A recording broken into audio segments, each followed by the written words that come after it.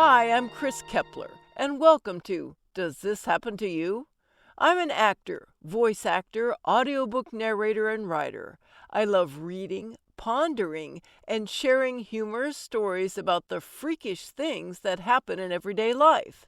That's why this podcast features funny stories from fantastic writers about our daily aberrations, a micro audiobook about life and befuddlement just for you.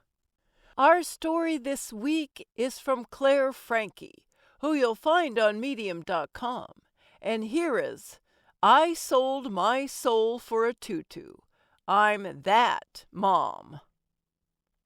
I've been trying this thing where I encourage my almost 2-year-old daughter to stop hating toddlers. I should probably stop telling her that they're all dicks. She's not so much into socializing. She'd rather sip on a mocktail in her paddling pool than hit the park with her besties. My friends' kids made it worse with all the headbutting and snatching. So I tried taking her to some different mommy and me type groups. Not taking Xanax first was a mistake. She hated it. She clung to my face the whole time. I think the problem was the other kids. They were a little loud and enthusiastic. They were assholes. There was a lot of screaming, throwing, snatching, and smashing, which I'm into. My daughter wasn't so keen, so we didn't go back. I didn't want to get mugged by the other parents. So I searched high and wide for another group to attend with children my daughter's age. Somewhere a little calmer, maybe fewer kids, maybe a little more structured, somewhere she could learn to become more comfortable with other toddlers. Then I found it, baby ballet. I had some concerns.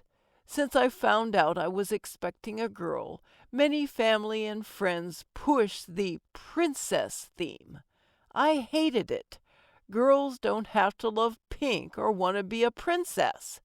Ballet for toddlers seemed a little princessy to me.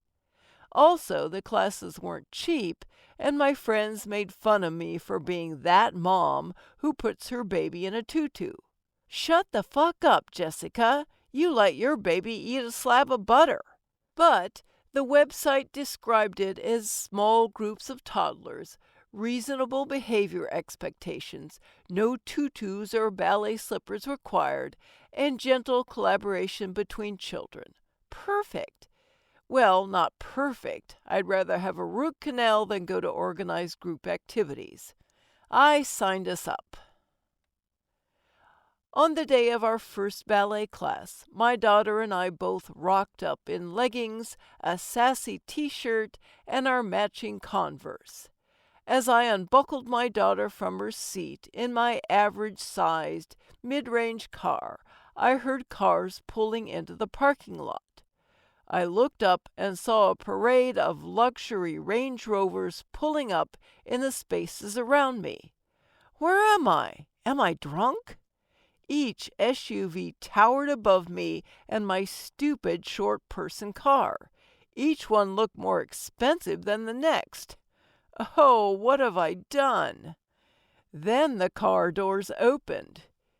Out of each SUV stepped a very well put-together woman, styled hair, perfectly applied makeup, fitted dresses or designer shorts, tiny purses slung over forearms, and patterned water bottles with gold straws grasped in their perfectly manicured hands. What housewives' shit have these fuckers been watching? Next came the toddlers. They emerged from their car seats with elegance, in their pink leotards and pink tutus, carrying pink ballet slippers. Their hair was beautifully braided or curled. What in the cinder-fucking-rella is this? They all strutted by us to the little ballet studio. Would it be weird if I just got back in my car? After a quick pull your shit together pep talk, I decided I had to go in because I'd lectured everyone on how unprincessy it would be. I placed my daughter on my hip, we wished each other good luck, and headed for the building. When I walked into the studio, the toddlers sat on pink mats in a circle, with their parents sitting behind them, most on chairs, some on the floor. I settled my daughter onto a mat and sat on the floor behind her. She immediately crawled into my lap and buried her face into my chest. I feel the same way, kiddo. This is even worse than the time I introduced you to paint. Looking around the group of assholes, I made an effort to smile at a few of the mothers when they looked up from their phones. 3 of them looked back at their phones, pretending not to have seen me. Probably had a sheep escape on Farmville. Another parent gave me a half smile back and quickly looked away. Clearly my syphilis is showing. I tried saying hi to the mom next to me. She smiled, but did not attempt verbal communication. Should have poked her. I thought to myself, just get through this class and we'll never come back. This is too much princess and too much bitch. We could do it, just one class. We'll find something else. The lesson began. It was mostly just bouncing and jumping around to music. A quick clap, a jam on a tambourine, some ribbon twirling, and it was over. My daughter, being the selfish git that she is, loved it. Fuck's sake. Her adorable smile filled her face, and she did her weird, excited bounce thing.